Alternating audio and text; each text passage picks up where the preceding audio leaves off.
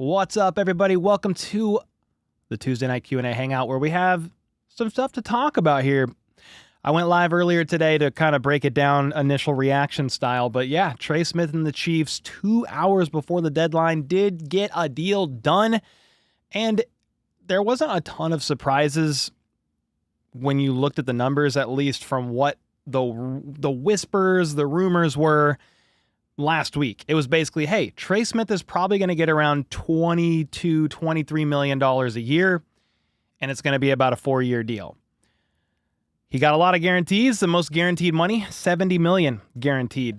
So the most guaranteed money for a guard in NFL history, and he's making $23.5 million per year. It's essentially, Jason, over the cap, had a good phrasing on it. It's basically the Chiefs taking his franchise tag, multiplying it by 4, but it's got 3 guaranteed years. So he was going to make $23.5 million on the tag. Multiply that by 4, but the first 3 years are guaranteed. Obviously, you could break it down much more complex than that. I don't care to right now, unless one of you guys want to really talk about it. But this is what I want to look at. The cap hit for Trey Smith this year was going to be, again, $23.5 million. Now, it is $14.25 million, $9 million saved on the cap. So the Chiefs should have closer to $20 million in cap space to work with. That brings me to the question of this live stream is, who is the next Kansas City Chief to get paid? It's not really going to surprise you when I say, in theory, it should be cornerback Trent McDuffie, first team All-Pro, slot corner Trent McDuffie, who can also be a top 5, top 4 cornerback on the outside as well. You can move him everywhere. He can do whatever you ask of him to do. He can blitz, play in the slot, shadow, play outside. Not a ball hawk. That's okay. A lot of pass breakups. He's probably the next one I think that would get paid, that would get extended. Doesn't mean he's going to want to play ball. It takes 2 to tango, and that's part of the reason why I think Trey Smith's contract ended up getting as high as it did. He had a lot of leverage, guys. Joe Thuney got traded away. The Chiefs didn't really draft an interior guy early. Trey Smith knew he was the guy, whether he played on the tag or got a long-term deal done with the Kansas City Chiefs. And this is how you know Trey Smith was like really trying his best. I'm going to show you something here in a second. But Trey Smith was really trying his best to get as much as he possibly could. Guarantees, APY, all of it. Because Jason from Over the Cap, he said, looking into the numbers, I'm pretty surprised that Smith took this contract from KC. He probably left money on the table by not playing out the tag and heading into free agency next year. It's always going to be a what if. What if he played on the tag? Here's the reality. What if he did play on the tag and he got injured? This isn't an apples-to-apples situation, but Brandon Ayuk last year held out most of training camp, wanting a new deal because he wanted long-term security, gets a new deal, tears his ACL and his MCL, gets the security. Again, not apples-to-apples, because off the top of my head, I don't think Brandon Ayuk was on the franchise tag last year, so it's not the same. But if you're Trey Smith, you are the highest paid guard in football, $70 million guaranteed. You get a play next to your closest friend in Creed Humphrey, block for Patrick Mahomes, continue your run with the team that's helped you get to several Super Bowls, 3 in a row. I don't know. It's kind of a win-win. Yeah, the Chiefs probably paid a little bit of a premium, but the cap's going up every single year. You can move on from Jawan Taylor next year. Josh Simmons is hopefully your left tackle of the future. Jalen Moore, maybe he's your right tackle or just a backup for you. When you're balancing all this, it's tough. It's not so simple just to say, oh, we'll trade Joe Thuney away and let Trey Smith walk in free agency next year. Finding valuable talent. Trey Smith is a top 10 run blocking guard. He's probably not a top 10 pass blocking guard if you're looking at some of the advanced metrics, but he's been getting better every year, and he's played almost every single game. I think every single game. He's played 80 games between the regular season and the playoffs, so I'm happy for Trey Smith. Remember, in college, he didn't know he was ever going to be able to play again with the blood clots in his lungs as part of the reason why he fell in the draft. Also, part of the reason with him falling in the draft was also him not making as much money as he could have. So I'm super happy for him. He got a lot of money. It's a little bit more than I thought, but I did think he would become the highest paid guard in all of football. Again, you could argue it back and forth. Oh, never pay that much to a guard.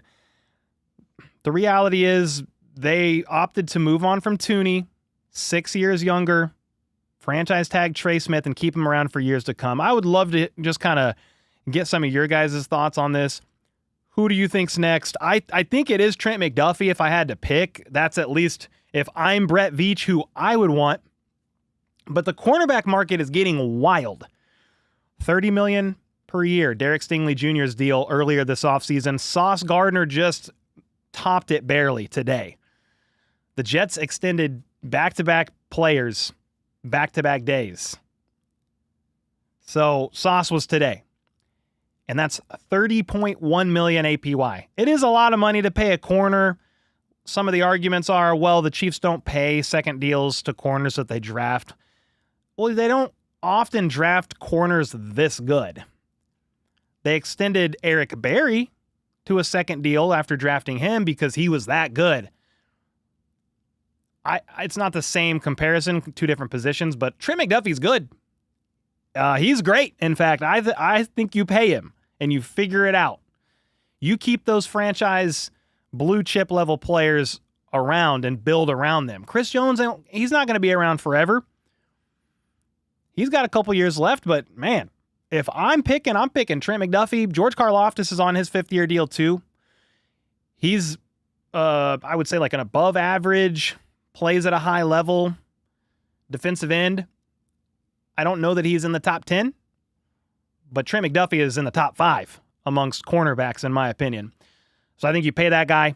But again, would love to hear your thoughts. This is also a conversation back and forth between you guys. I don't want to ramble on the whole time by myself. But Jennifer, thanks so much for the $650 for 65 for Trey Smith. K Wright with the 2. Can the Seahawks win the NFC West this year? Sam Darnold. Maybe. I mean, that's a little bit of a curveball to this conversation. I might circle back to that. But you got the Cardinals, the Rams, the 49ers, and the Seahawks. I would probably put money on the Rams, but it's not impossible. I'm very curious to see how Sam Darnold does this year. He had a great season last year. Can he replicate it? And then can he hold solid into the season and into the playoffs would be my question there. Thanks for the 2. Music with the 10. Not an ad, but want to say I used your SeatGeek code last month and saved $25 on my weekend concert tickets. Let's go, dude. Yeah. Code HBTC10 on SeatGeek. Get you 10% off your tickets. A lot of you have been using that, whether it's for sporting events, concerts, and I really appreciate it because SeatGeek's happy. SeatGeek told me, basically, you're doing a great job. Keep it up, essentially. So I'm very encouraged by that, and I think SeatGeek's freaking awesome. Music then said, anyway, I think McDuffie gets a $121 million deal soon, and Karlaftis ends up waiting until 2026. Yeah, the question is, does McDuffie want to wait? Because he's making pretty good money. He's not making near what he would on a new deal, but he might be thinking, oh, the longer I wait, the longer it's going to go up. I don't think PS2, has he got his deal done yet? Who's the highest paid corners in the NFL right now? I know it's Stingley and then Sauce. Highest paid cornerbacks NFL. I'm just going to look it up real quick because I don't want to guess. I don't think PS2 has had his done. No. So if we're looking at an average at APY, Pat Surtain II is one to watch out for.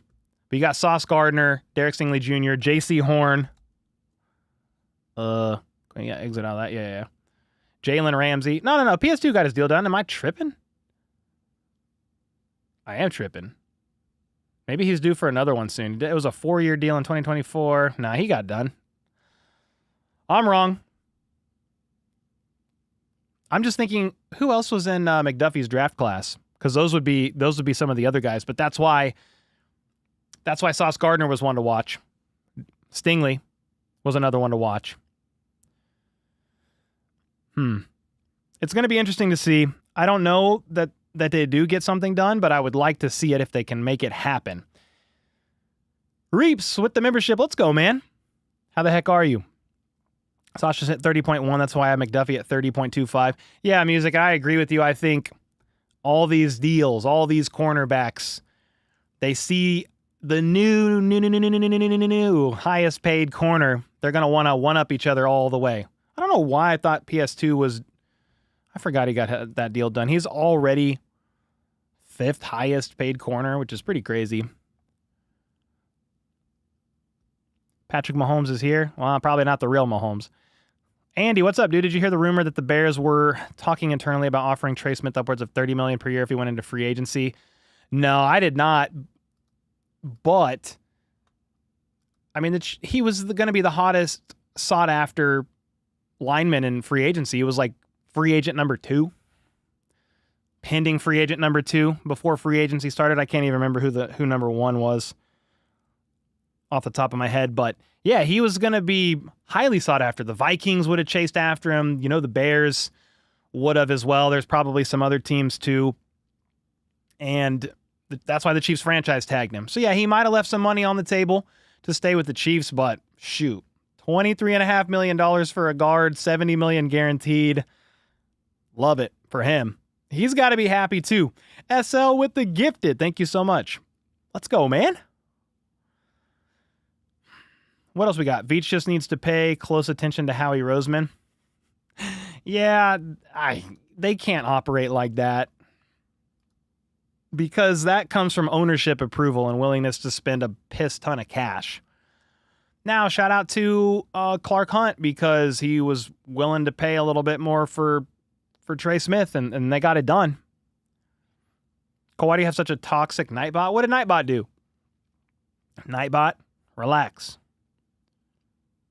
Now, Howie Roseman and the Eagles they're crazy with how they operate, but it's obviously working. They've been to 2 Super Bowls in 3 years. So, yeah, man.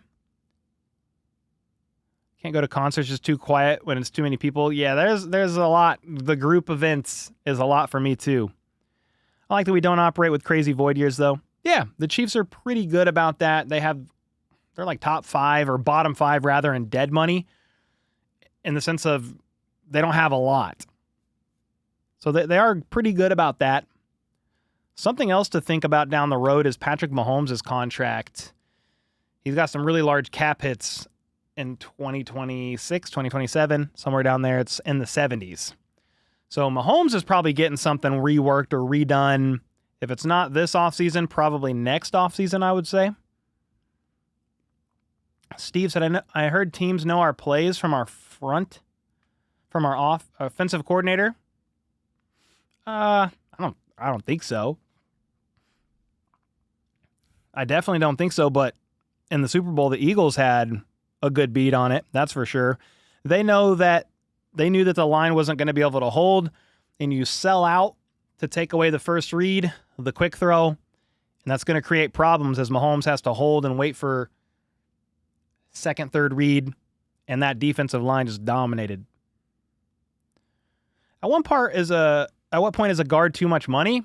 I mean, you could probably say that's too much money, but the reality is $23.5 million is the new floor for all the top highest paid guards that are going to follow Trey Smith. So in a year and a half, 2 years, it's not going to be too much money. But every time you reset the market, it's like, wow, that's a lot. It happens every single time.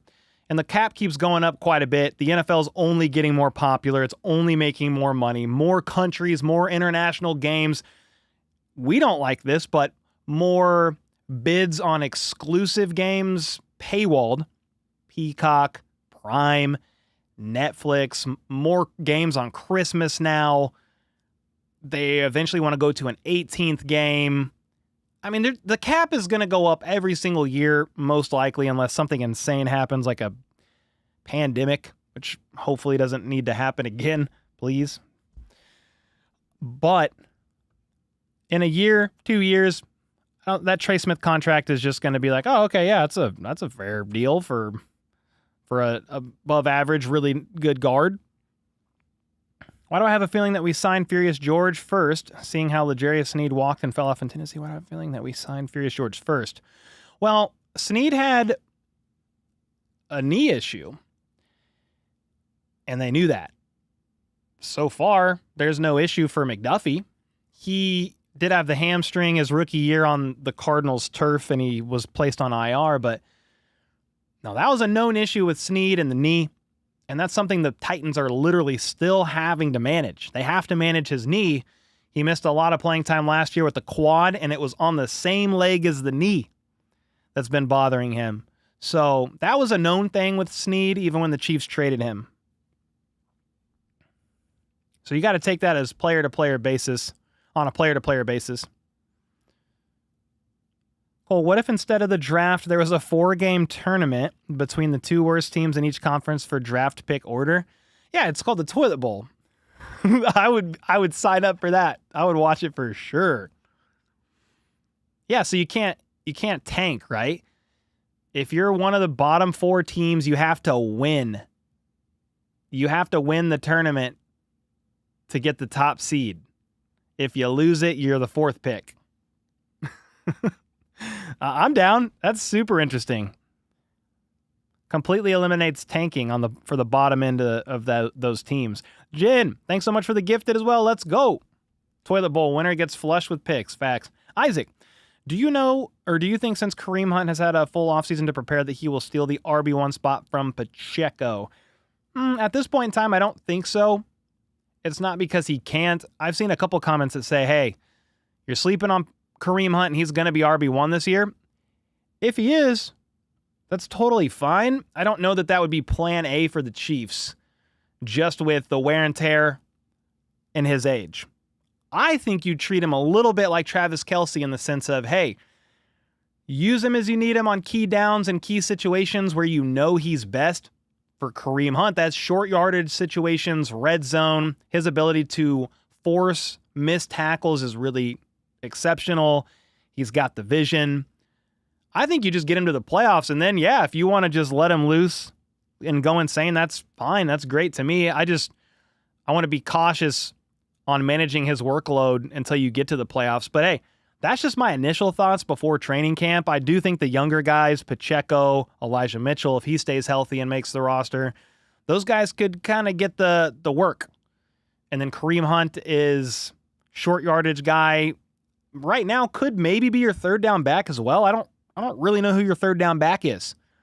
I don't think it's Brashard Smith, even though he is the converted receiver. Just lack of overall experience at the position does give me a little bit of pause, a little bit of concern in the pass protection aspect of 3rd downs. Remember Jerick McKinnon, 3rd down back, elite pass protector for Patrick Mahomes, would light people up. And he would really put his body on the line for Mahomes. But he also, it's just high IQ stuff, knew his assignment. Pre-snap, yes. But then on stunts, and there's a lot of trickery. Pre-snap, a team showing blitzing here, but they're actually going to back this guy off, and they're going to send an extra guy over here. McKinnon could pick up a lot of that stuff, and he was an excellent pass protector. Obviously, great, too, out of the backfield catching passes, which I think Brashard Smith would be. All that to say, Kareem Hunt could be your 3rd down back. I don't really know at this point in time. I'd be curious to know who you guys think. What's up, Justin? Thanks so much for the 24 months. The resident Eagles fan in the house. Did somebody say Howie Roseman? Oh, he heard. What's up, man? Counting down the days to training camp. The Trey Smith contract today makes me happy. We got Dickerson done last year. Who are you interested in at camp? When it comes to camp, it's just the pads come on, and I want to see the trenches. I really want to see how the left tackle situation plays out between Josh Simmons, Jalen Moore. How does Kingsley Suamataia look at left guard? Those are the 2 biggest question marks for me on offense. Maybe the running back room, and just what I was talking about, 3rd down back.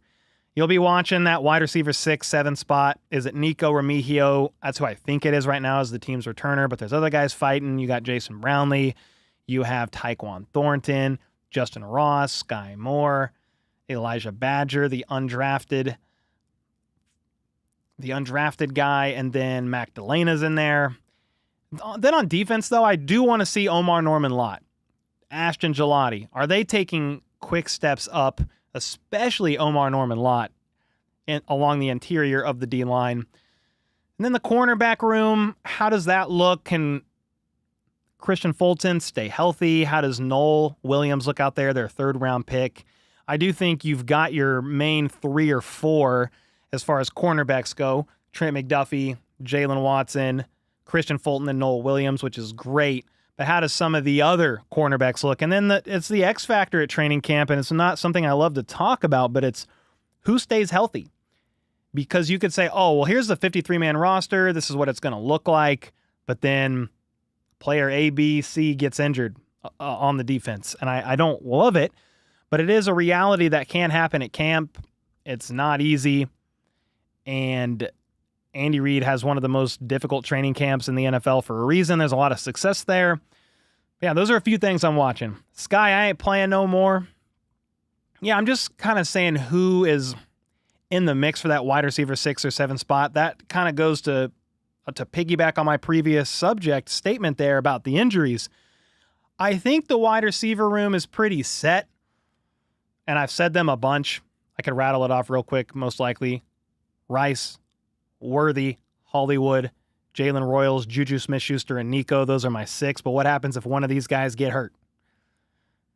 That's going to move somebody right up. If you go with 7 wide receivers instead of 6, Sky Moore is probably right in the mix at the 7 spot. But I don't have him making the roster at this point in time. What's up, Marcus? Thanks so much for the 17 months. Glad you're well. Heck yeah. Thanks for having the best mods, community, and content on the tube. You to bomb. Thank you, man. Date for member stream and Zoom this month. That's a great question because training camp is on Tuesday, and it's going to get insane. In a perfect world, we do the members stream and Zoom call at some point this weekend. I'll circle back with you, but I'd love to do a Saturday or Sunday, probably Sunday Zoom call and member stream just to get that, so I'm not like super spacey with you guys. I'd love to do that before the start of training camp, get that done so I could focus in with you guys and then we get ready for training camp. That's a great question. I'll get back with you though. You think the agent's class action lawsuit for NFL for collusion? Nah. Are you talking about the situation that happened with the fully guaranteed contracts and not letting that become the norm after the Deshaun Watson deal? You had Russell Wilson and a couple others there that year that were trying to get long-term deals done, and they did not become fully guaranteed. I don't think there was not enough evidence to rule that collusion did happen. So I think that's done. But I know they're still talking about it with the NFLPA stuff going on. We'll see. I don't think so. I'm the only person on earth that doesn't like the $23.5 million a year for your right guard. No, I don't think you're the only person. I think there's definitely more that think that's a little high. I've given my thoughts and why it makes sense, why it's probably fine, but it is expensive. Trey Smith had a lot of leverage when you traded away Joe Thuney and you didn't draft anybody that could really compete for this interior spot. I mean, left guard is Kingsley right now and Caliendo. So Trey kind of knew he had the upper hand. Can you send me an email? Yeah, Cole@hbtchiefs.com. Is explanation point email, is that a thing? We need to make that a thing. Cole@hbtchiefs.com is my email. McDuffie gone now? Well, he's under contract this year and his 5th-year option. 2 more years with the Chiefs. If they can get a long-term deal done with them, I would love it. But he's still got 2 years left. So I don't think he's going anywhere right now. What about George Karlaftis? He's in the same boat. He's under contract this year. They picked up his 5th-year option, and he's under contract. Both he and McDuffie are under contract through the 2026 NFL season.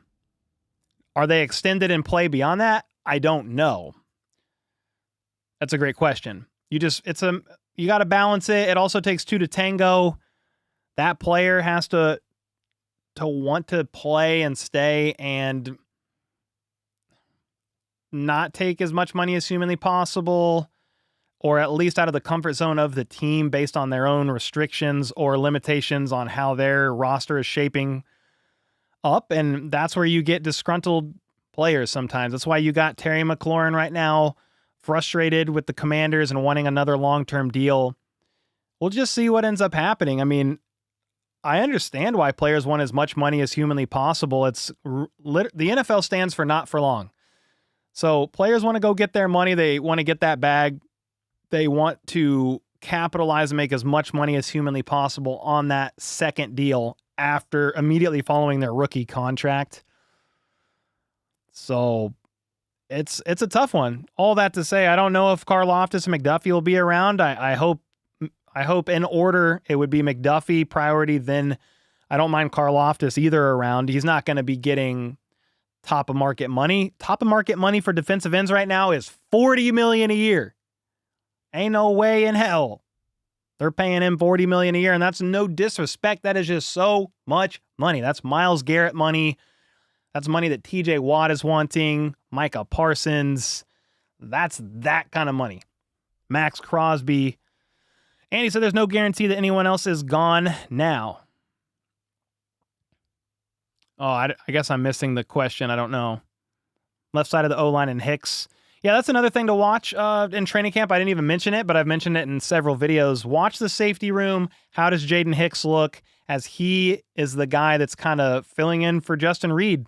He's slotting into the Justin Reed role, and that's a big role to play in the defense. They're going to keep Jalen Watson? That's a great question. All those guys, there's so many on the last year of their deal that were drafted in 2022. You pick up the fifth-year option of McDuffie, Karlaftis, but you still have a bunch of other guys. Sky Moore. This is all from the 2022 draft class. Sky Moore, Leo Chanel. You have the 5 in the secondary, but minus McDuffie because you pick up his fifth-year option. So outside of that, it's Jalen Watson, Joshua Williams. You've got Nazi. Then you have Brian Cook. And then you have also, if I didn't say Leo Chanel and Isaiah Pacheco. All of these guys are on the last year of their deals. I could see a long-term deal getting done with a couple different players. It's not necessarily just McDuffie. Last year, we saw 3, I believe, right before the season started. It was Harrison Butker, Noah Gray, and then Creed Humphrey. Could see a couple different players get extended that are on the last year now that you really don't want a franchise tag, but you also don't want them to walk out into the open market as well. Jesus for the Win said, as I sit on my couch watching this, I'm thinking, well, they can pay me. I'll take it. Yeah, me too. I mean, I would get steamrolled out there on the football field, but I would try. Says that tight end is a tough position to analyze because you don't know what they're asked to do in a play. Who said that? Jeremy? Hope Editor Troy isn't seeing all these dudes getting paid, my man. May get some ideas. No, Editor Troy is awesome. He was the first guy I hired and helped with a lot of the edits on here. Now he helps me edit and script for Cold Breaks the Huddle, the second channel. Also need the podcast where they were talking about how our current offensive coordinator holds his arms when they know whether it was going to be a run or pass. Oh, yeah, sure. Send that over. I have not heard that. That's super interesting. Maybe Pacheco, but Chiefs don't pay running backs very often. I would be pretty surprised if Pacheco got an extension done before the season, and it's not because I want him to move on. It's just you come off the injury last year. You didn't look quite right coming back from the injury. If you're the Chiefs, it's probably, hey, man, let's really see how you do this year and would love to have a conversation after this season. I'm obviously on the outside looking in like you guys. That's just kind of my thoughts. But it is always, to me, much respect to Isaiah Pacheco, a 7th-round pick that literally said on draft night when he got the phone call and then he spoke with the local media after the draft, I'm willing to come in and do whatever it takes to basically take another grown man's job. And he did that, became the starter, had almost back-to-back years of 1,000 yards from scrimmage.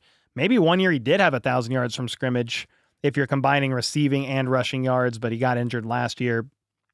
But yeah, the Chiefs don't place a lot of value on running backs. I think every single running back's borderline on like a vet min deal, or Pacheco on the last year of his rookie deal as a 7th-round pick is not making a bunch of money either.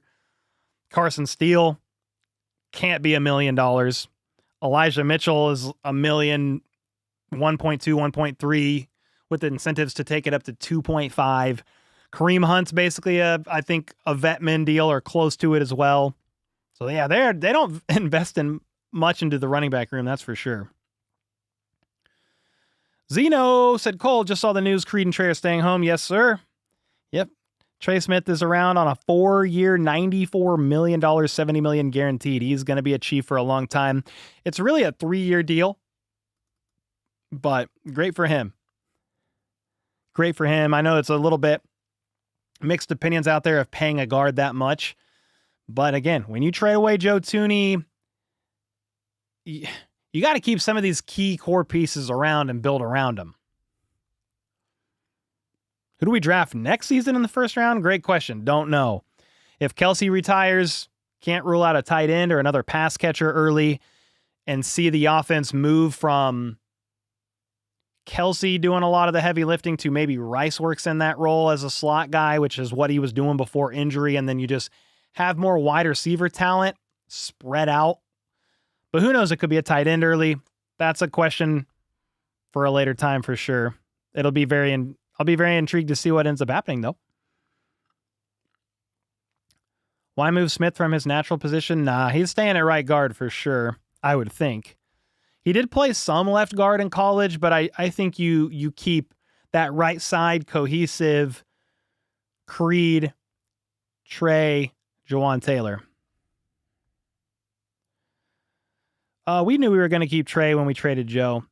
Yeah, and Trey knew it too. So he had a lot of leverage there.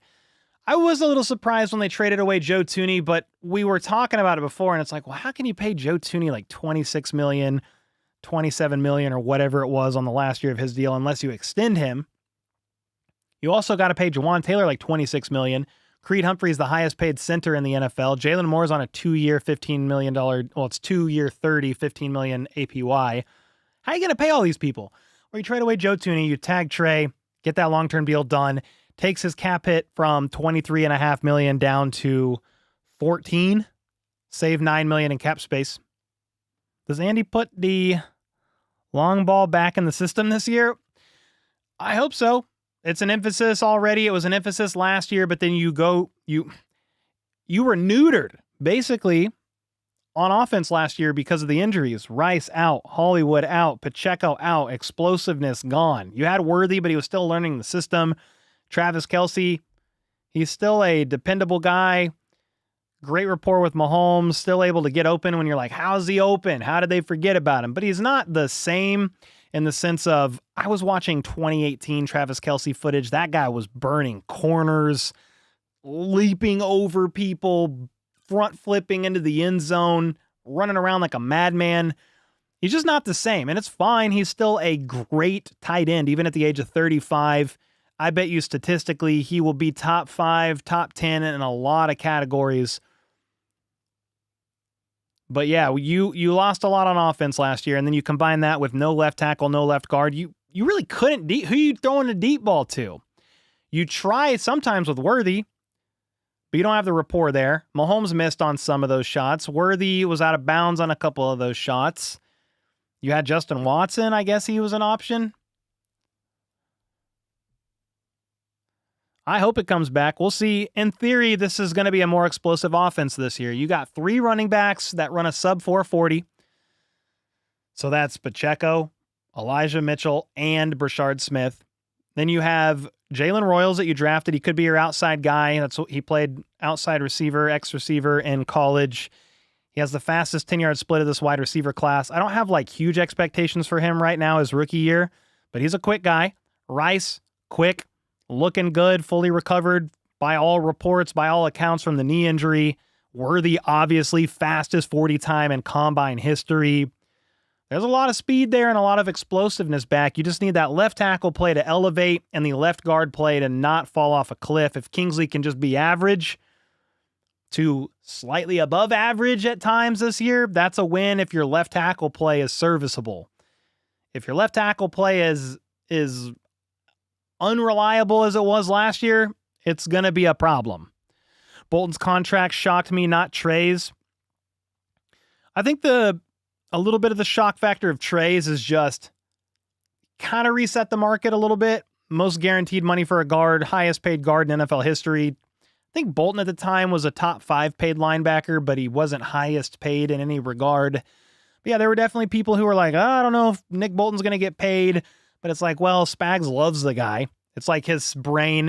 Spags, if you heard his interview on New Heights, said, yeah, if somebody doesn't know what to do, I just tell them to ask Nick Bolton what to do. Because he runs the defense, essentially. I figured he was going to get done. It felt high at the time. But sometimes that's what you got to do. And you look at the free agency pool of linebackers. A lot of linebackers that were set to hit free agency were getting extended and kept by their team.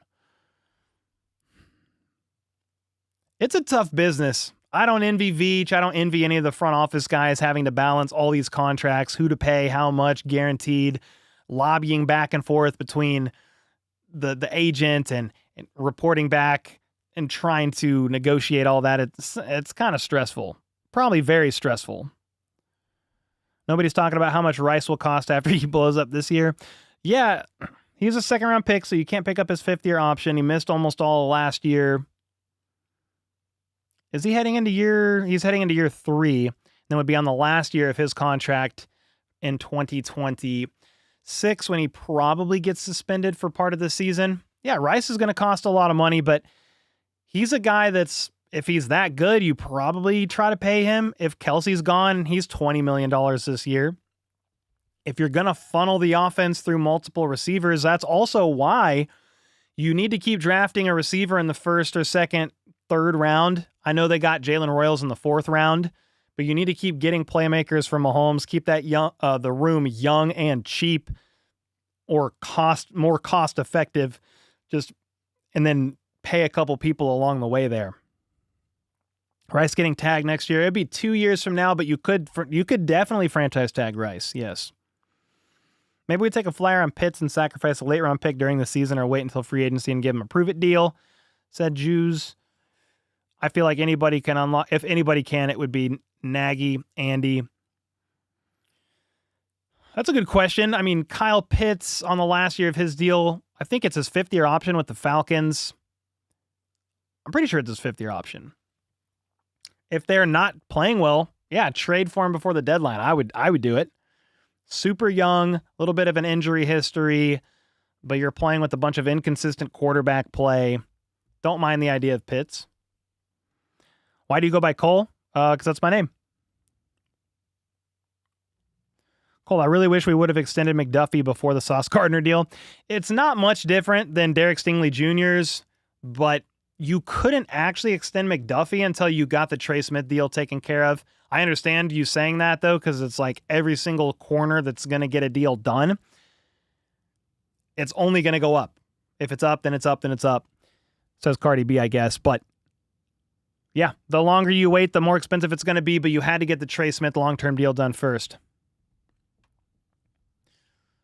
I mean, Gambit might be asking why I go by Cole because my first name is David, but when I was born, it was David Cole, and my mom from the jump said, you're going to be called Cole. So blame my mom. If you're going to blame anybody. Darrell with the 2. Trey's guaranteed money surprised me. Yeah, $70 million guaranteed. That was quite a bit. Because the second and third most guaranteed money for a guard was in the lower 60s. I keep looking off screen here because I was gonna check that, but I don't know if I'm gonna be able to find that tweet quick enough. But yeah, it was like 63 and 62 million guaranteed was the original first and second before the Trey Smith deal, and it was all the way up to 70. Yep, Worthy's on a rookie contract. Yeah, there's several people on a rookie contract. Worthy, Rice. Hollywood's on a pretty cheap 1-year deal. Juju's on a very cheap 1-year deal. Nico Remigio's on a cheap contract as well. Jalen Royals is on a rookie deal.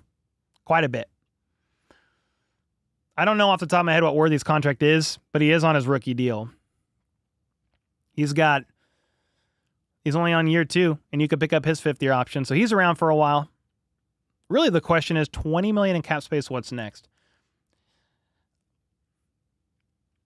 You're probably not really making a bunch of moves with available free agents and it wouldn't be a bunch of moves regardless. It's just if a couple position groups get a little bit banged up or they're like, yeah, we just don't have enough along the interior, or maybe they want to add a nose tackle. You have Mike Pennell, big guy, run stuffer.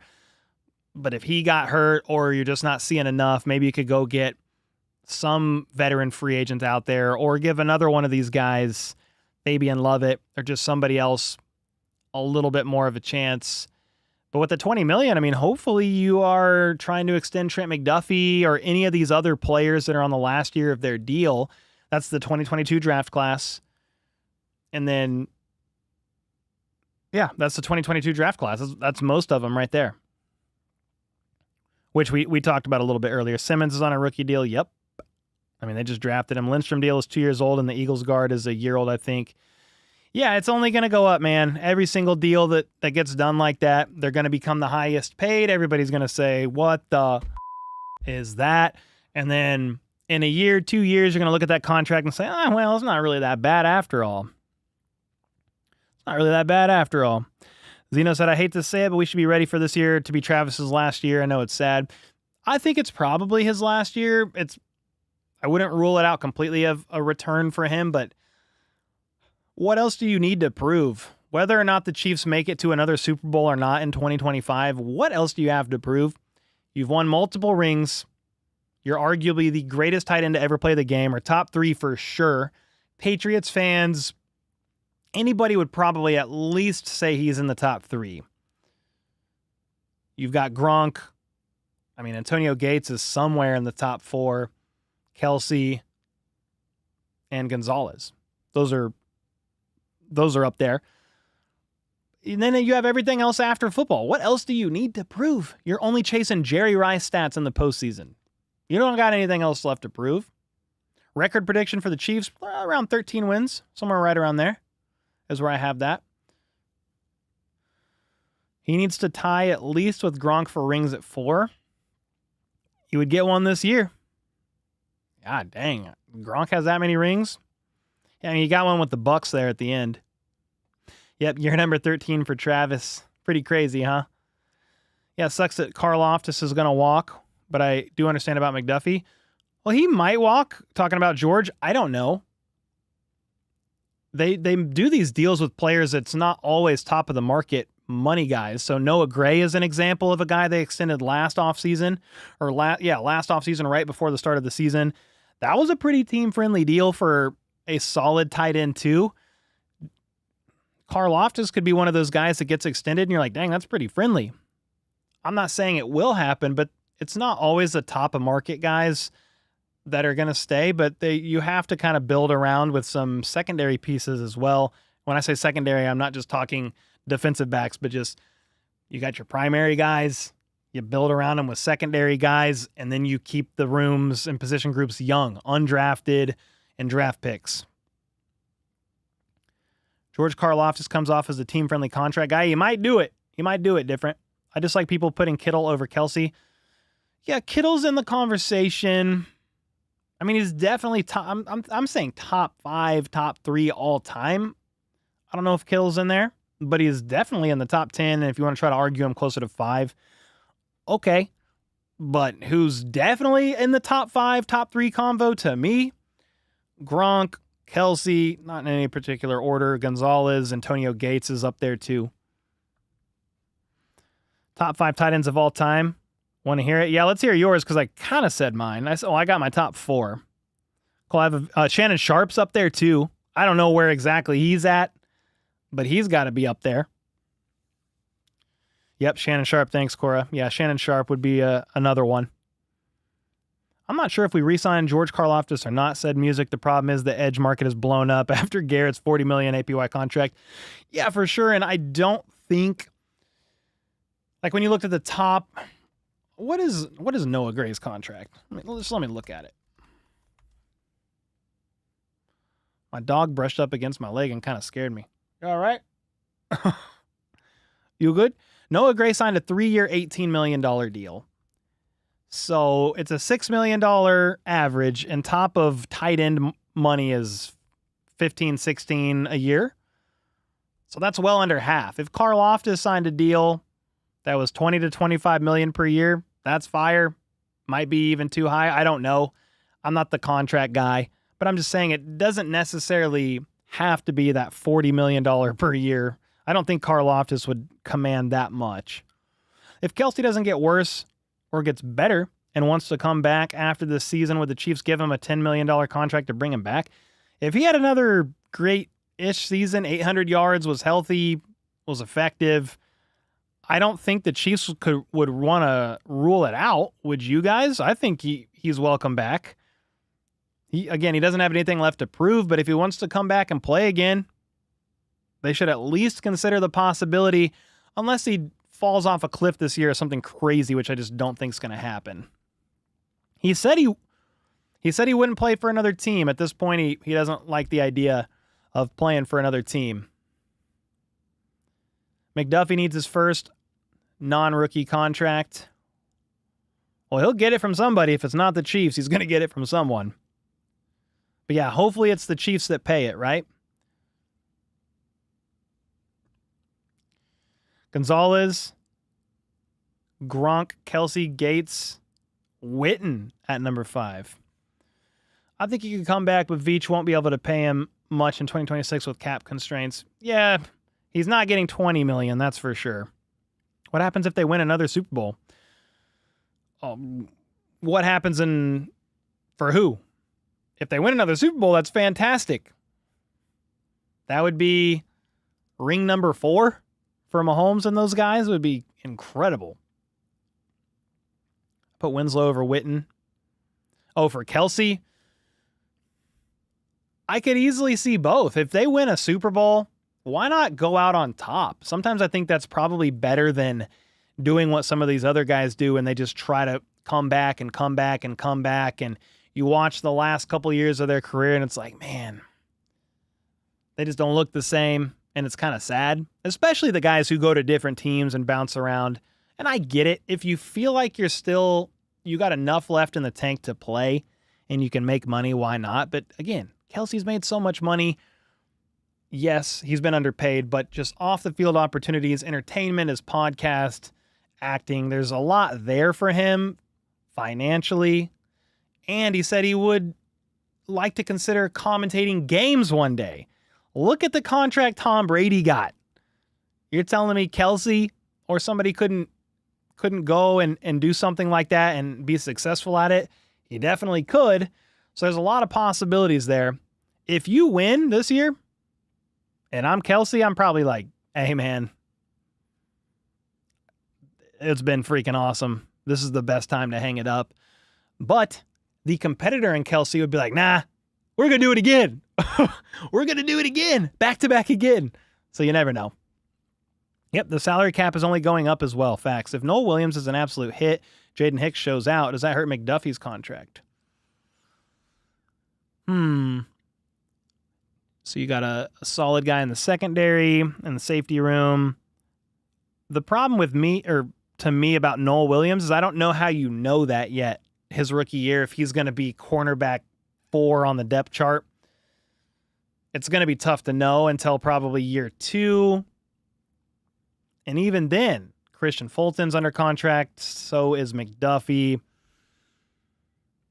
It's a great question. I mean, if you've got Noel Williams, you're like, geez, that guy's freaking good. And it gets you thinking like, hey, I don't know if we have to pay McDuffie. It's definitely an angle.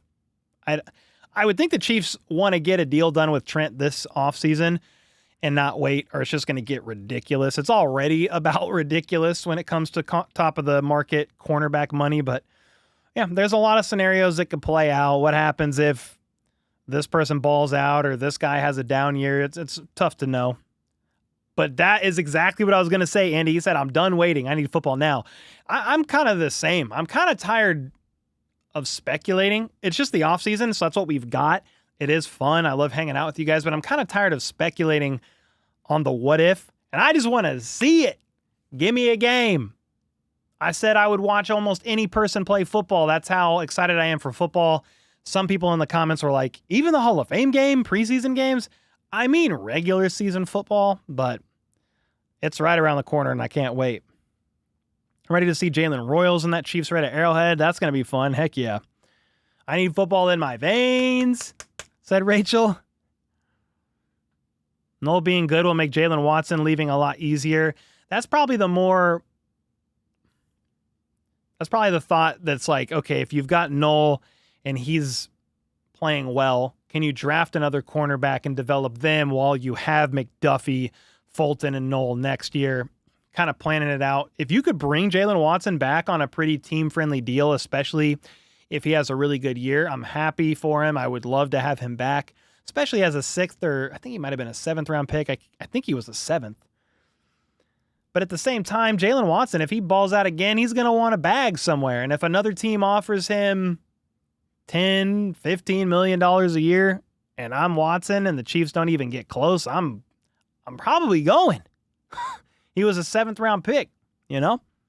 Antonio with the red beard tiered membership renewal. Thank you, man. How are you? Honestly, our new goal for this season is to bounce back and get a better passing game going, in my opinion. Hopefully that Josh Simmons will develop into our future left tackle. Yeah, heck yeah. Part of developing the passing game is just getting your guys to stay healthy. But I am encouraged by the wide receiver room because they're ahead of schedule this year at this point in the offseason compared to last year. This year, you have Worthy in year 2, Juju Smith-Schuster in year 2 in a row since his brief stint in New England, Hollywood back in year 2.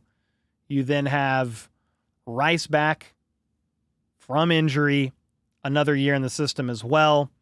So you're in a much better place in the wide receiver room as a whole. Even Nico, another year in the system than you were last year. What do you guys think about the Chiefs moving to Kansas? My preference is they stay at Arrowhead.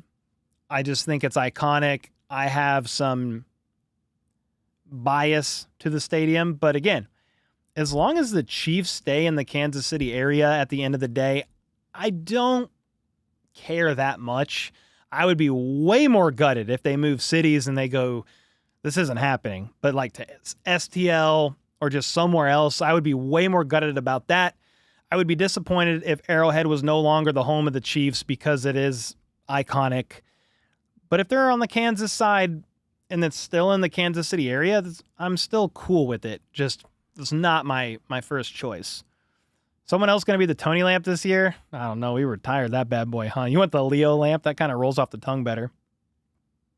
Where did Justin Watson sign again? I think it was a 2-year deal with the Texans.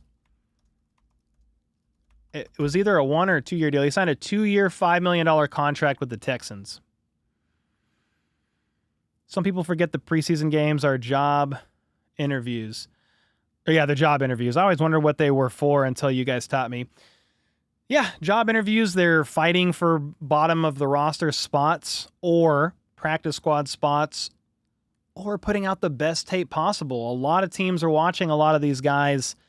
Who stands out? If they don't make the 90 or the 53-man roster on this team and they hit the waiver wire and they reach us, do we want to claim that guy? So, yeah, you are definitely fighting for a job in all these preseason games. Darrell said, just so you know, I text with my microphone. I'm not illiterate, even though it looks that way. No, it's okay. Voice to text is wild and often wrong, but I voice to text a lot too, like my editors and stuff. It'll just be wrong. But I'm like, sorry, I voice messaged that. Edwin said, how shocked would you be, Cole, if Mahomes was number 1 on the top 100, being that everyone says he's not QB1 anymore? Well, he's definitely not going to be at the top spot of the top 100 just because he's not. He knows it. We know it. Does it matter? No, not really. I still think he's QB1 in the NFL. I could argue it. The ESPN just had their top 10 QB list come out where they polled or surveyed 50 to 70 people that it works in the NFL, whether it's coordinators, scouts, coaches, execs, and Mahomes was still QB1. 60% of votes had Mahomes at QB1. So they know. They already know. I think I know why the Saints are so bad, because they signed mid-Chiefs players to huge contracts after they win a Super Bowl. I mean, there's a lot of Chiefs players on the Saints. There's a lot of Chiefs players on the Saints, that's for sure. But like Justin Reed to me is not mid. I like Tyrann Mathieu a lot. He's older, but I still like Tyrann. Willie Gay, Colin Saunders, Clyde Edwards-Helaire. not all of those players I just mentioned always lived up to expectations. But the Saints have other problems, especially since Drew Brees is gone. Sean Payton's no longer coaching there. They're in cap hell. There's a lot going on over there with the Saints. Rachel said, hi, Casey. Casey. You can see her in the background behind me. She poked her head up. Hi, Casey.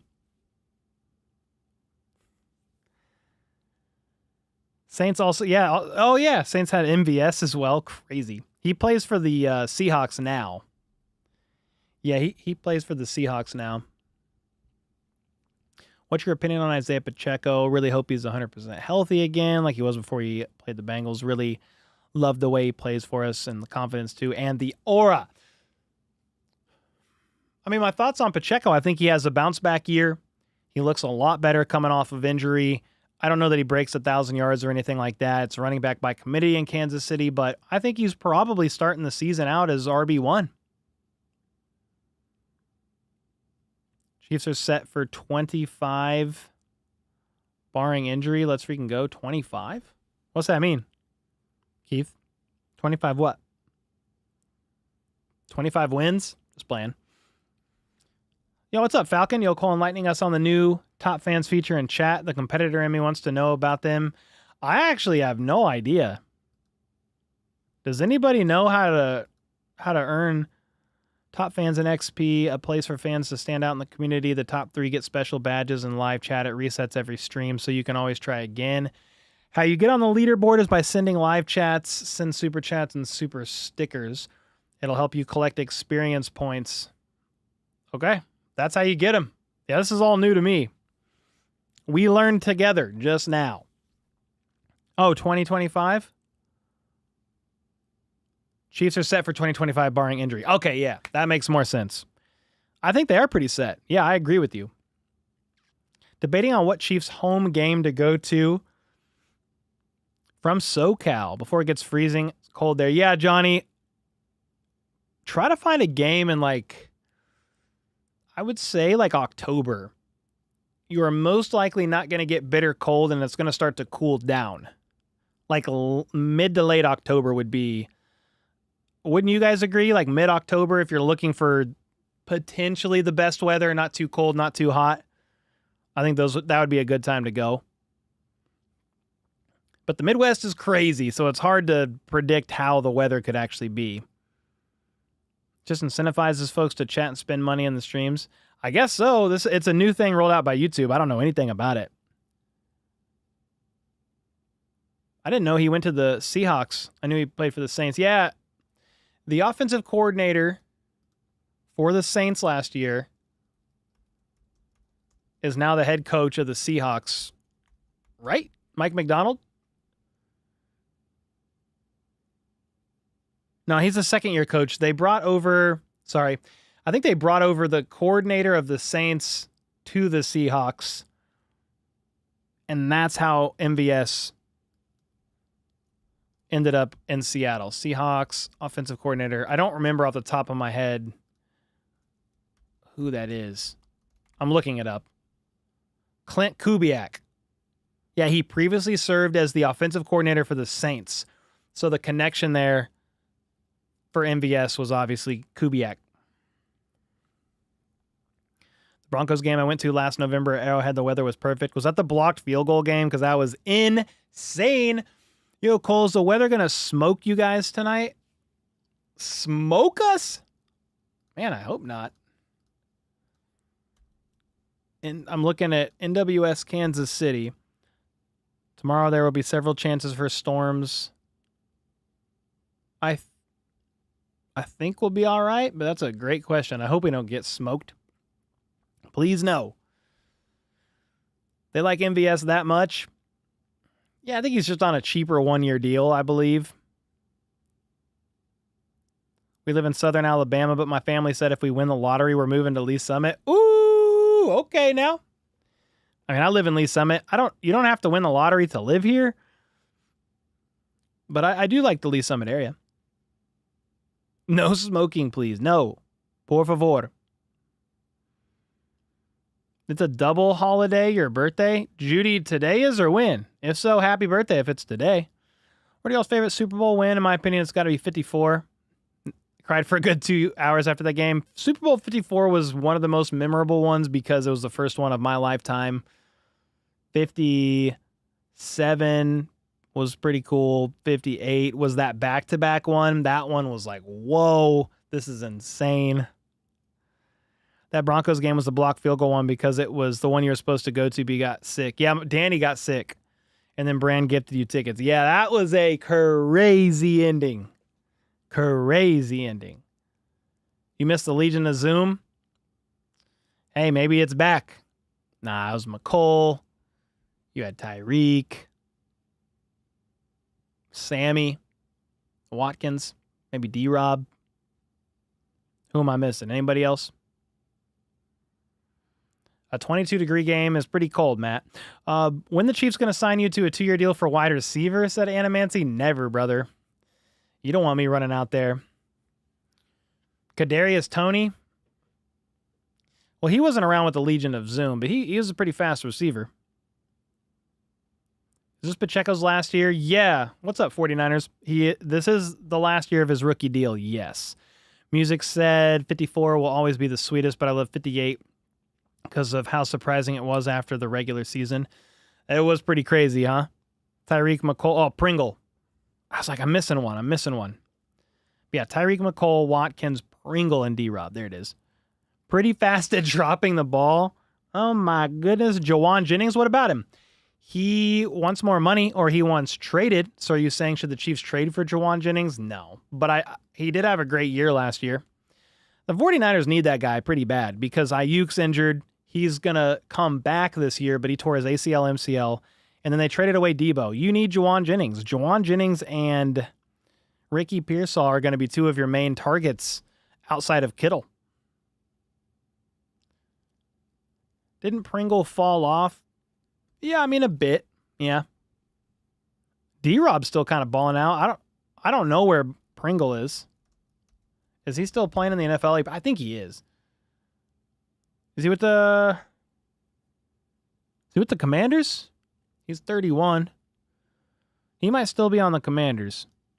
Or maybe he just joined them this offseason. I can't keep track. No, he was with the Commanders last year too. 14 catches for 160 yards. Yeah, he hasn't looked the same since leaving Kansas City, if that's what you're asking. Because he had 500 yards in 2021. Oh, he didn't play in 2024. That's what I thought. Is he still a free agent? Yeah, I thought he was a free agent. What's your Chiefs record this year? What's up, Jacob? Thanks so much for the 2-bomb. Let's freaking go, dude. Chiefs record, I think it's around 13 wins. Could go one game either way, 12 or 14. Just looking at the averages every single year of the Mahomes era, it's either 12 wins, 14 wins, 15 wins last year, and then a couple years ago it was 11 wins. I think it's about 12 or 13. We will extend Sky Moore simply because it'll be super cheap. What the? I don't think so. That's not happening. Speaking of Zoom minus the Legion, I get to join the membership-only Zoom this weekend. Let's go, Judy! Heck yeah. Yeah, if anybody bumps up, again, you don't have to, but if anybody bumps up from the Let's Go tier to the Let's Freaking Go tier, Zoom call is this weekend. Heck yeah. Cole, you're funny. Well, somebody said they're going to extend Sky Moore. No, they're not. No, they're not. I don't even know if he's going to make the roster, to be honest with you. Don't look now, chat, but I think Tyreek Hill is going to be cut in 2026, perhaps at KC. Yeah, if Tyreek wants to come back after he finishes up that contract with Miami, and he's like a nice, like, at 32 years old is still, again, if he has an okay season, is still wide receiver 4 or something, wide receiver 3, why not? This guy got to go. Yeah, I think he's in danger of being cut, just like Kadarius Toney was last year as well. Yeah, that's the next contract. If Hill is not actually playing like on a 1-year deal, a 1-day contract to retire as a Kansas City Chief. Heck yeah. It's not finished, but Miami would save $35 million with a cut after this year. I would need to look up his contract details, but if that's the case, he's probably gone. Unless he goes nuclear, then you could have that conversation. Trent McDuffie isn't the obvious one to pay, or are we doing him like Snead? I think he's the obvious next one. That's what I said at the beginning of this stream, DNA. I think so. He would be, I'm not the GM, obviously, but he would be my next priority for sure. Between Rice and Karlaftis, who should we extend? Well, Rice isn't even eligible to extend until after Season 3. He's entering Season 3. But they're both under contract till, let me think. Year 4 for Rice will be 2026. Year 5 for Karlaftis will be 2026. So you're saying, hey, if we had to choose between one, I mean, if I had to pick one of those two right now, probably Rice. But that's a little bit of a future talk that it's just tough to really know. Does Rice go nuclear again this year? What's the D-line look like? Does Ashton Gillotte completely go bonkers? But again, with the D-line, a minute he's on a 1-year deal. You can get out of Mike Dana's contract after this year. FAU's heading into year 3, but he really needs to take a big step up. And then Karlaftis. You got Chris Jones as a staple center of the line, defensive tackle, but he's not getting any younger either. Hot take, Justin Ross makes the roster this year. Certainly could. I think in order for that to happen, you either go with 7 wide receivers, and he's wide receiver 7, or an injury happens. But he's done it before. DNA said, you're the best. No, you're the best. Thanks, man. I appreciate you. Thanks for being here. Justin Ross has better stats than Sky Moore. That's kind of insane, but I don't think it's true. Sky had 250 yards his rookie year. That's better than I think any year Justin Ross has had, but Sky hasn't done too much the last year, nothing, goose egg, but he had an injury, missed half the year on IR. Terry, thank you for the kind words. I hope Juju will have a good year. Me too.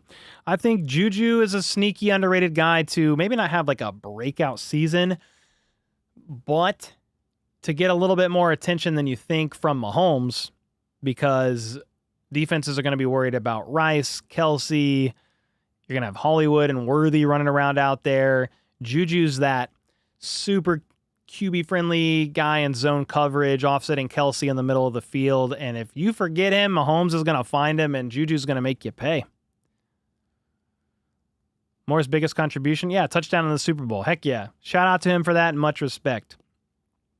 Rice is the best player, but I think his deal will be too rich for us. Karlaftis at least could take a more team-friendly deal. Still high impact on the defensive line.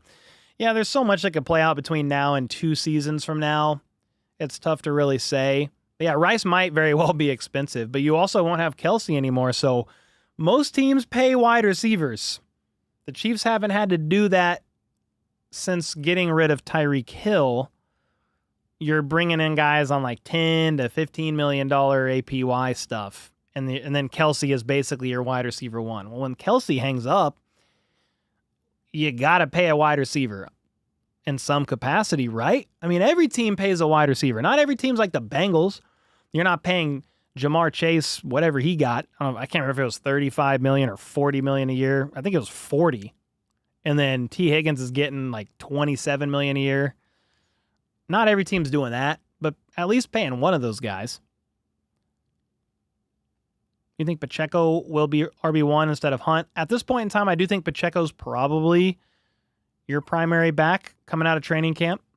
$40.5 million for Jamar. Good God. Yeah, I thought he was in the $40 million club.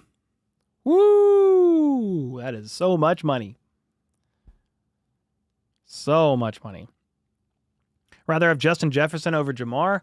Both of them are fantastic wide receivers. I wouldn't complain about either. I would take either, but Justin Jefferson is probably our wide receiver 1 in the league or close to it. I think in my top 20, I made a top 20 list heading into the 2025 season. I think I had Jamar over Justin Jefferson in that list, but you could easily make the case that Justin Jefferson is wide receiver 1 in the league, given who's been throwing him the football, which is a lot of people. Kirk Cousins, Josh Dobbs. There's another guy that I'm I'm mistaken right now, but then Sam Darnold threw to him as well. And Justin Jefferson was still putting up really good numbers. Jamar isn't playing for Mahomes. That's true. He don't like the Chiefs. That's accurate. Love how fun Juju shows for every touchdown. Yeah, he's a lot of fun. I swear Derrick Henry has the quietest 2,000-yard season ever. Hey, man, Derrick Henry is a great running back. Derrick Henry and Saquon, that's RB1 and RB2. I'd take Justin over Jamar because he's played for weaker QBs, still been elite. Yeah, and that's a good argument for Jefferson's case to be wide receiver 1, 1,000%. Terry with a 2-bomb. Thank you so much. Let's go. What if we cut Sky and he goes to a division rival and torches us? Not happening, promise you. However, I'm going to root for Sky in the sense of if he doesn't make the roster and goes to waivers and gets picked up by somebody, I hope he catches on. Maybe he has more production somewhere else for whatever reason. I'm never going to, I guess, wish that he never succeeds, if that makes sense. No matter where he ends up going, if he doesn't make the roster, I think he's a good practice squad candidate personally. If he doesn't make the 53-man roster and he does clear waivers, I think the Chiefs should sign him to the practice squad. That's a good receiver to have there. Of all the draft picks this year, which one is the least likely to succeed? Oh, man. Least likely draft pick? Just in total or this year? Because this year, it's hard to really know. Easiest path to playing time is Omar Norman. Lott. You got Josh Simmons, Omar Norman, Lott, Noel Williams. You got Ashton Gelati, Jeffrey Bossa, Brashard Smith. Who am I missing? Simmons, Omar Norman, Lott, Ashton Gelati, Noel Williams, Bossa, Brashard Smith. Who am I missing? I feel like I thought they drafted 7. I'm missing somebody. Jalen Royals, 4th round. Yeah, thank you. Duh. Wide receiver. Least likely to succeed out of all those? Bro, I don't know. I'm actually really high on this draft class because you look at the roster and you could see Jeffrey Bossa having a role on the defense after Drew Tranquil, so it'd be next year. You could see Brashard Smith. He's the only running back in the room on a multi-year deal. I could see him having a role to play in the running back room, even if it's like the primary third down back eventually. Jalen Royals, he's probably a bit of a question mark because he comes from a smaller school, but that doesn't mean he couldn't contribute in the Chiefs offense by any stretch of the imagination. That's just one of the tougher rooms right now. Same with Noel Williams, at least this year, really deep cornerback room. Smith could also be a factor in the return game. Could be a factor in the return game and even used in some interesting play designs as a wide receiver. What do you think of the Steelers this year? Are they going to go anywhere with all the people they acquired? I like DK. Jonnu Smith. You already had Pat Freiermuth. You obviously got Aaron Rodgers. I think that offense will be better this year. I kind of wish, and I know why it couldn't work, but I did want to see DK and Pickens. Kind of, I think, a similar skill set of a receiver to a certain degree. But that would have been a lot of fun to see those two working together, personally. He gone, though. He's a Cowboy. Steelers will go 10-7 in a wild card loss. That sounds about right. Sounds about on brand. I think they're better offensively, but we'll see if it's enough. It's hard to really know. They've definitely made multiple moves this offseason. I think they got Ramsey too, right? Didn't they get Ramsey and Jonnu? And then the Dolphins traded for Darren Waller from the Giants. That was a wild trade. Dark Horse Super Bowl winner if the Chiefs don't win. Dark Horse Super Bowl if the Chiefs don't win. I I mean, wouldn't a dark horse be like kind of unexpected? Because I feel like if the Chiefs aren't in there for the AFC, it's either most likely the Bills or the Ravens. But that's not really dark horse. Let's go. Dark horse. I kind of want to say the Commanders, even though they did just make the NFC Championship. But that's a team where it's like, you look at the NFC, the Eagles are probably Super Bowl favorites right now. The Lions are up there. The Commanders will be in the conversation for sure. But I don't know if you're putting a ton of money on them at this point in time to win the Super Bowl. The Rams did come to mind. Music said, Bills, can Josh Allen break the curse? Oh, I don't know. But I'm just saying, if the Chiefs from the AFC are not in the Super Bowl, let's say they don't make it. I don't want that to happen, but it's either most likely the Bills or the Ravens in it. I'm trying to think of another AFC team that could really be, like, I don't want it to be the Broncos. I don't want it to be the Chargers. I don't think it would be. Lions, Eagles, and Rams. I do like the Rams. It would be kind of cool, like, if the Chiefs don't get it, if they don't get there, seeing Stafford get another one before he hangs it up. I'm just a big Stafford fan. I have him as QB5 in the NFL still. So I like Matt Stafford a lot. That would be cool. I also like the idea of an NFC team winning the Super Bowl if the Chiefs don't make it, just so the AFC team doesn't get the bragging rights all offseason long. Texans. Yeah, there's a bit of it. That's a dark horse answer for sure. Steelers are just collecting a bunch of old men for one last hurrah. Nobody expects them to do anything. They might make the playoffs, but yeah, it's going to be tough to really know. They're trying to be more aggressive and go all in or closer to that effect with Aaron Rodgers at the helm. From the AFC, I hate to say it, but the Broncos, that's a dark horse. For sure. It's like a team that you're like, I don't know if they're expected to win the Super Bowl, but that would be a dark horse team. I do not want that to happen. Please. Don't let Perna back on top of the mountain. Perna would be so happy. I'd hate to pay $30 million for a swing tackle. Well, it's really $15 million APY if you're talking about Jalen Moore. I don't know that I care if he doesn't win a starting spot, just because if you have to overcorrect and have a deeper tackle room than necessary, we literally just watched the Chiefs get their ass kicked on the brightest stage in Super Bowl 59 against the Eagles because they had no tackle. So if the repercussions of that is your tackle room being so deep that the guy you signed to potentially be your starter is your backup swing tackle this year, and then maybe after you move on from Jawan Taylor is your right tackle next year, I am perfectly fine with that. Protect Patrick Mahomes. You win Super Bowls. Protect him. Best 5, roll him out there regardless of APY, and let's freaking go. I'm getting a little fired up, but it's not because of you. It's just, it's that important to protect Mahomes, and if Veach overcorrected, that's freaking great. Because guess what? What happens if one of those guys gets hurt? And then Jalen Moore is the next man up, and it's a super quality tackle that could step in and play at a serviceable to above average level. Fine with me. Fine with me. I feel like Stafford is actually as wholesome as Cousins pretends to be. I mean, I like Stafford. There was that one incident like a little while ago at the Rams Super Bowl parade. I think like a photographer fell off the stage and Matt Stafford didn't know what to do, and he just like turned around and walked away. A lot of people roasted him for that one, but a lot of these guys just seem like genuine dudes.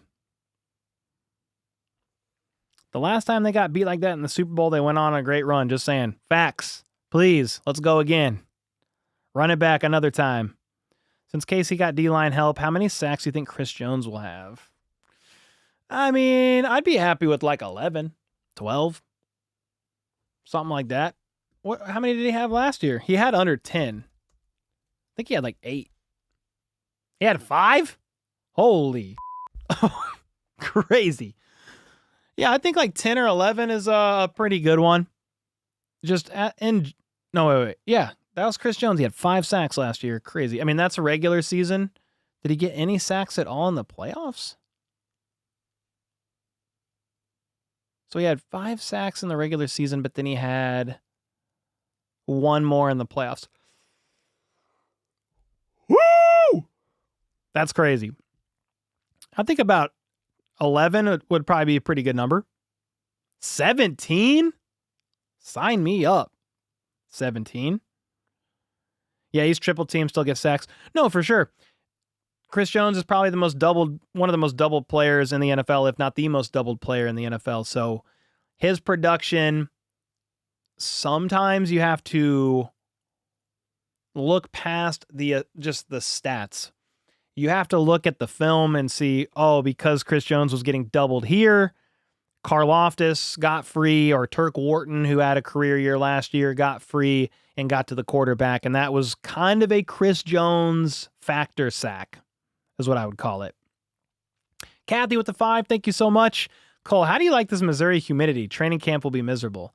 I don't like the Missouri humidity. I have lived in this area my entire life. It's just is what it is. It's not fun to walk outside and feel like you're in a steam room.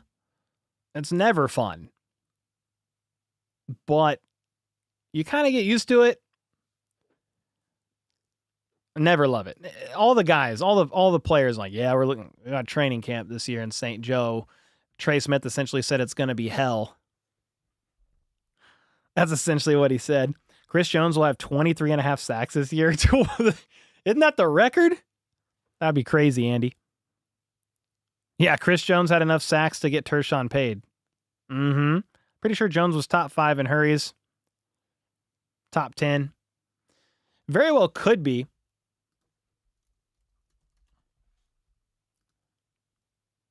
I'm going to actually kind of want to look that up. I think I could find it pretty quickly on PFF.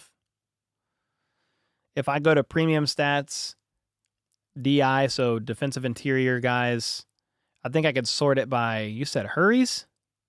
Chris Jones was first in hurries with 62 among all interior D linemen. Jalen Carter had 52. Chris Jones was second in hits, but he was all the way down with only 5 sacks. But total pressures as well, Chris Jones was first among all defensive interior linemen with 88. Zach Allen had 81. Jalen Carter had 75. It's pretty insane. I don't know if that accounts for when Chris Jones lines up outside, but I just sorted it. Here, I'll show you what I'm looking at. I just sorted it by defensive ends, so edge and interior guys. Look at this. Chris Jones was second in pressures. This also is regular season and the playoffs, but still, second in pressures among all ends and interior guys. If you just go regular season, he might drop because obviously the Chiefs made it to the Super Bowl. But I would assume he's still in the top 10, right? Let's see where we're at. Yeah, Chris Jones was 6th in pressures in the regular season. He was tied for 6th in hits.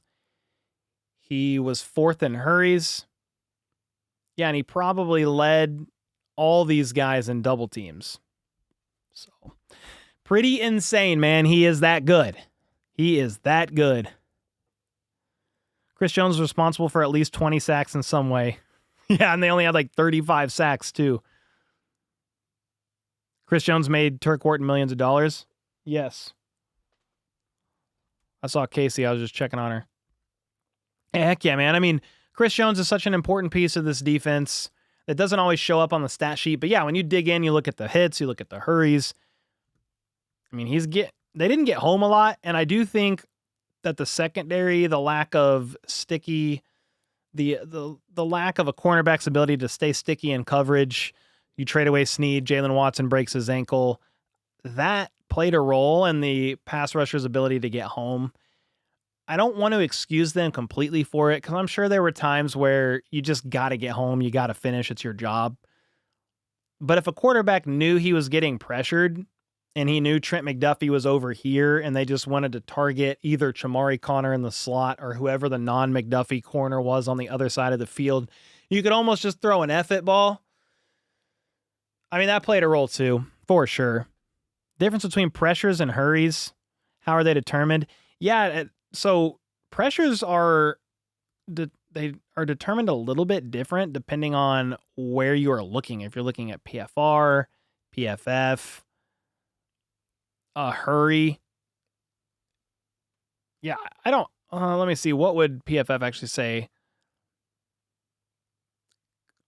A hurry is when a passer is hurried by the defender, but a pressure. What would they actually say that is then? I'm trying to find their actual definition on the. This is why I'm struggling, because look at all these terms. I wonder what they actually define it as. Oh my gosh, I can't even find it. Here's hurries. Crazy. Where is it? I mean, I could tell you what it looks like when I see it. I don't know how to actually say it. Maybe somebody in chat said the difference. But yeah, hurry is like a quarterback's having to either rush the throw or start to move. But I think a pressure is actually like a near sack, would-be sack, or even flushing them from the pocket, right? Yeah, Andy, forcing them up or out of the pocket. That's what I would say. It was probably a pressure, where a hurry is like you're forcing the quarterback to get rid of that ball quickly. But even that, how do you stat that sometimes? They have interns doing it. I don't know. That's tough. That's a tough one. Well, guys, I appreciate y'all. Thanks so much for hanging out. I'm going to call it a day. Get ready to go to bed. Get ready for a long-form video tomorrow, breaking down some Trey Smith stuff, other stuff leading into training camp that starts on Tuesday. Man, I appreciate y'all. Thanks so much for the mods holding it down, all the engaging questions, the super chats, the memberships. We will probably do the members-only live stream and Zoom call this weekend before training camp. We'll keep you on the loop with that. Be safe out there, and until next time, let's go. Let's freaking go. How about those?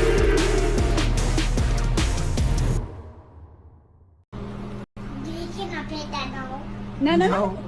Can I pick that dog? You No. Can I pick that dog? No, he's Can I sleeping. pick that dog?